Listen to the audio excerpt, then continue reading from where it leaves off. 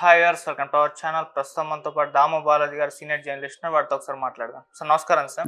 Sir Pushpa 2 movie గురించి ఒక range లో చర్చ అయితే జరుగుతుంది సార్. కొంత పాజిటివ్ గాను కొంత నెగిటివ్స్ కూడా ఉన్నాయి సార్. సో మొన్న చెన్నైలో ఒక ఈవెంట్ చేశారు. అయితే ఈవెంట్ లో ఫ్యాన్స్ కొంత ఫ్లాకార్డ్స్ పట్టుకొని చేరారు. ఏం పీకలేరు బ్రదర్ అని చెప్పేసి ఒక ఫ్లాకార్డ్ ఉంటుంది. అది పవన్ కళ్యాణ్ గారి అభిమానులకు నచ్చలేదు. పవన్ కళ్యాణ్ అభిమానులకి, అల్లు అర్జున్ గారి అభిమానులకు మధ్య ఒక ట్విట్టర్ లో వారైతే జరిగింది సార్ ఆ ఫ్లాకార్డ్ విషయంలో. అది ఎందుకు అని చర్చ కూడా జరుగుతుంది. అలాగే ఇంకోసారి అంటే ఈ సినిమాకి సంబంధించి అల్లు అర్జున్ గారు 300 కోట్ల రెమ్యునరేషన్ తీసుకున్నారన్న వార్త కూడా సోషల్ మీడియాలో వైరల్ అవుతుంది సార్. ఆ వివాదం గురించి మరి న్యూస్ గురించి మీరేం చెప్తారు? ఈ రెండు విషయాలు అంటే పుష్ప గురించి, పుష్ప 2 ద రూల్ గురించి అనేక సంచలనాలు జరుగుతున్నాయి. ఒకటి 11,500 థియేటర్లో ప్రపంచవ్యాప్తంగా రిలీజ్ అవుతుంది.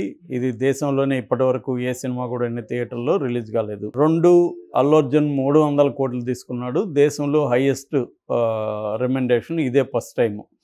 ఎందుకంటే ఇప్పటి వరకు ఆయన 1000 కోట్ల క్లబ్లో చేరలేదు. 1000 కోట్ల క్లబ్లో ఉన్న హీరోలు కూడా తీసుకొని రెమ్యునరేషన్ని అల్లు అర్జున్ తీసుకున్నాడు. మూడవది రాజకీయంగా ఇటు తెలుగుదేశం వాళ్ళు కావచ్చు, పవన్ కళ్యాణ్ అభిమానులు కావచ్చు, పుష్ప 2ని వ్యతిరేకిస్తున్నారు. దాని మీద నెగిటివ్ ట్రోల్స్ చేస్తున్నారు అనేది ప్రధానంగా మనకి వస్తుంది. అట్లాగే పుష్ప 2లో సంబంధించి టెక్నీషియన్ల మధ్య గొడవ కూడా, ప్రొడ్యూసర్లకి టెక్నీషియన్లకి మధ్య గొడవ కూడా బయటకు వచ్చింది. ముఖ్యంగా దేవిశ్రీ ప్రసాద్ చెన్నై మీటింగ్లో ఆయన మాట్లాడిన పద్ధతి, ఇవన్నీ సంచలనాలు. ఇవన్నీ ఒక రకంగా పుష్ప 2కి హెల్ప్ అయ్యే వివాదాలు తప్ప నెగిటివ్ అయ్యే కాదు. ఎందుకంటే అందరికీ అంచనాలను విపరీతంగా అయితే పెంచుతూ ఉంది పుష్ప. ఈ అంచనాల వల్ల ఏమైందంటే, ఫర్ ఎగ్జాంపుల్ అమెరికాలో ముందస్తుగానే టికెట్ల బుకింగ్ అనేది ఇప్పటివరకు ఏ సినిమాకి జరిగాయని చెప్తున్నారు. ఆ రకంగా దీనికి సేల్స్ కూడా ఆల్రెడీ ప్రీ రిలీజ్ బిజినెస్ కూడా 1000 కోట్లు దాటేసింది. ఇటు థియేటర్ల బిజినెస్ కావచ్చు, ఓటీటీ కావచ్చు, శాటిలైట్ కావచ్చు, మ్యూజిక్ రైట్స్ కావచ్చు, ఇవన్నీ కలిపి 1000 కోట్లు ఆల్రెడీ దాటేసిందని చెప్తున్నారు. సో ఒక రకంగా ఇదంతా మంచిదే. అయితే వివాదాల్లో ముందుగా చెన్నైలో మీటింగ్ జరుగుతున్నప్పుడు కొంతమంది ప్లికార్డులు పట్టుకొని ఏం పీకలేవు బ్రదర్ అని ఇంగ్లీషు, తెలుగే కానీ ఇంగ్లీషు లిపిలో రాశారు. అందులో వాళ్ళు ఏంటంటే ఏమీ పీకలేవు అనేది పి అండ్ కే, ఈ 2 కూడా క్యాపిటల్ లెటర్లు పెట్టి మిగతా అంతా స్మాల్ లెటర్లు పెట్టారు. దాంతో క్లియర్గా ఇది పీకే అనే అర్థం వచ్చే విధంగా, అంటే వాళ్ళు పీకే అంటే పవన్ కళ్యాణ్ అభిమానులు అనేది క్లియర్గా తెలిసింది. మనకు తెలిసిందే పవన్ కళ్యాణ్ అభిమానులకి, అల్లు అర్జున్ అభిమానులకి, లేదా మెగా ఫ్యామిలీ అభిమానులకి, అల్లు అర్జున్ అభిమానులకి మధ్య ఒక సోషల్ మీడియా వార్ అనేది ఎప్పటి నుంచో జరుగుతుంది. దానికి బ్యాక్గ్రౌండ్ ఏంటనేది కూడా మనం అనేకసార్లు చెప్పుకున్నాం. అల్లు ఫ్యామిలీకి, మెగా ఫ్యామిలీకి మధ్య గొడవలు మెల్లమెల్లగా మొదలయ్యి అది పెద్ద స్థాయిలో వచ్చేసింది. దాన్ని ఇప్పుడు ఎవరు కూడా కంట్రోల్ చేసే పరిస్థితి లేదు. పవన్ కళ్యాణ్ కూడా స్వయంగా అల్లు అర్జున్ మీద నెగిటివ్ కామెంట్స్ చేశాడని గతంలో మనం చెప్పుకున్నాం.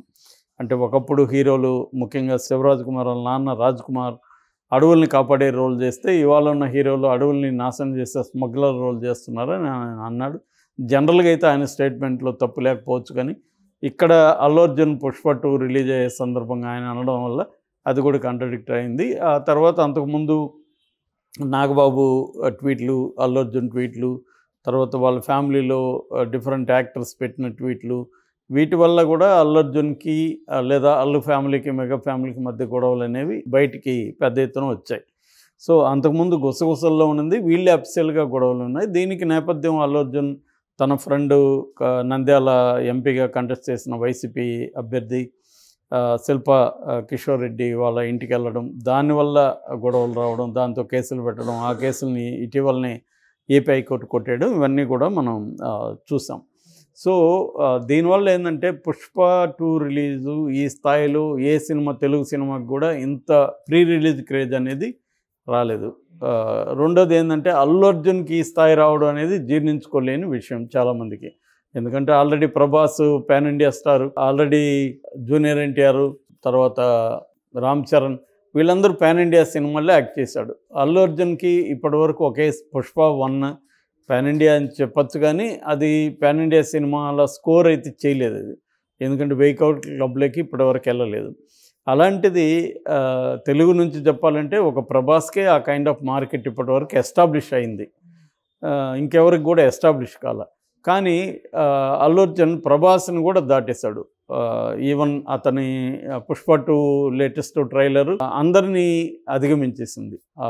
వ్యూయర్షిప్ కావచ్చు, లైక్స్ కావచ్చు, కామెంట్స్ కావచ్చు, దీంట్లో అందరినీ కూడా దాటేసింది. అట్లాగే కిసిక్ సాంగ్ కూడా ట్రెండింగ్లోకి వచ్చేసింది.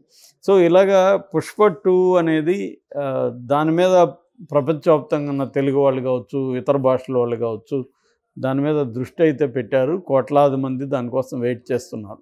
ఈ క్రమంలో ఒక న్యూస్ వైరల్ అవుతుంది ఏంటంటే, అసలు ఇండియాలోనే మామూలుగా అయితే మనకి ఇండియాలో ఎక్కువ తీసుకున్న వాళ్ళు షారుఖ్ ఖాన్లు ముగ్గురు ఉన్నారు. షారుఖ్ ఖాన్, సల్మాన్ ఖాన్, ఆమిర్ ఖాన్, ఇకపోతే సౌత్లో తమిళ్లో రజనీకాంత్, విజయ్.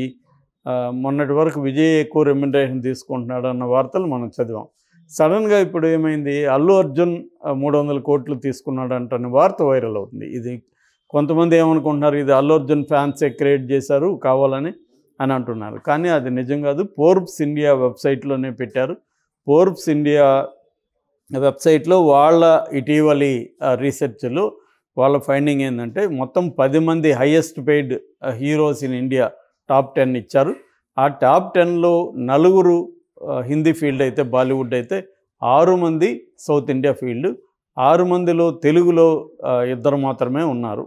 మిగతా 4 కూడా తమిళోళ్ళే. సో ఈ తెలుగులో ఉన్న 2 ఎవరు, ఈ ఓవరాల్ లిస్ట్ ఏంటి అనేది మనం చూస్తే, నెంబర్ 1 వచ్చి అల్లు అర్జున్ 300 కోట్లు పుష్ప 2 ద రూల్కి తీసుకున్నాడు అనేది వాళ్ళు చెప్తున్నారు. ఇక విజయ్, జోసెఫ్ విజయ్ 130 నుంచి 275 కోట్లు, దళపతి 69కి 275 కోట్లు తీసుకుంటున్నట్టు. అంతకుముందు గోటు, లియో వాటికి 130 నుంచి 150 కోట్లు, 200 కోట్ల వరకు తీసుకున్నాడు. So second highest Vijay. Third Shahrukh Khan, ఆయన 150 నుంచి 250 కోట్లు డంకీ సినిమాకి తీసుకున్నాడని. ఇక ఫోర్త్ రజనీకాంత్ 125 నుంచి 270 కోట్లు, ఆయన వేటయానికి జైలర్కి ఆయన తీసుకున్నాడు. ఇక ఐదోది అమీర్ ఖాన్ 100 నుంచి 275 కోట్లు, లాల్ సింగ్ చద్దా సినిమాకి ఆయన తీసుకున్నాడు. ప్రభాస్ 6వ ప్లేస్లో ఉన్నాడు, 100 నుంచి 200 కోట్లు కల్కి సినిమాకి తీసుకున్నాడు. అజిత్ 105 నుంచి 165 కోట్లు తునివి సినిమాకి తీసుకున్నాడు. సల్మాన్ ఖాన్ 100 నుంచి 150 కోట్లు టైగర్ 3కి తీసుకున్నాడు. ఇక కమల్ హాసన్ 100 నుంచి 150 కోట్లు ఇండియన్ 2కి తీసుకున్నాడు. ఇక లాస్ట్లో వచ్చి అక్షయ్ కుమార్ 60 నుంచి 145 కోట్లు కేల్మే సినిమాకి తీసుకున్నాడు. అంటే టాప్ దీంట్లో తెలుగులో ఓన్లీ ప్రభాస్ అండ్ అల్లు అర్జున్ ఉన్నారు. అల్లు అర్జున్ టాప్ 10లో టాప్ 1గా నిలిచాడు అనేది ఫోర్బ్సే స్వయంగా చెప్పింది. అట్లాగే వీళ్ళ నెట్వర్త్ కూడా అందరిది నెట్వర్త్ ఉంది. ఈ టాప్ 10లో నెట్వర్త్ ఎక్కువగా ఉన్న వాళ్ళల్లో నెంబర్ 1లో మాత్రం షారుఖ్ ఖాన్ నిలిచాడు. ఆయనది 6300 కోట్లు ఆయన నెట్వర్త్ అని చెప్తున్నారు. అట్లాగే వరల్డ్లో టాప్ 5 ఆర్టిస్టులు నెట్వర్త్ ఎక్కువ ఉన్న టాప్ 5లో కూడా సల్మాన్ ఖాన్ 4వ ప్లేస్లోకి వెళ్ళాడు. నెంబర్ 1 వచ్చి టైలర్ పెర్రీ ఉన్నాడు. నెంబర్ 2 వచ్చి జెర్రీ సైనం ఉన్నాడు. తర్వాత డానీ జాన్సన్. తర్వాత 4వ ప్లేస్లో షారుఖ్ ఖాన్ ఉన్నాడు. లాస్ట్ ప్లేస్లో టామ్ క్రూజ్ ఉన్నారు. అంటే హాలీవుడ్ల వాళ్ళ కంటే చాలామంది కంటే కూడా షారుఖ్ ఖాన్ నెట్వర్త్ అనేది అక్కడ ఎక్కువ ఉంది. ఇక నెంబర్ 1 హీరోయిన్స్లో ఎక్కువ తీసుకునేది దీపికా పదుకోనే అని చెప్తున్నారు. 15 నుంచి 30 కోట్లు ఆమె తీసుకుంటుంది అనేది వీళ్ళు ఫోర్బ్స్ ఇండియా చెప్తున్న లెక్క. ఇది ఒక రకంగా రికార్డ్ అని చెప్పాలి అల్లు అర్జున్కి. Allu Arjun already national award Pushpa 1లో వచ్చింది.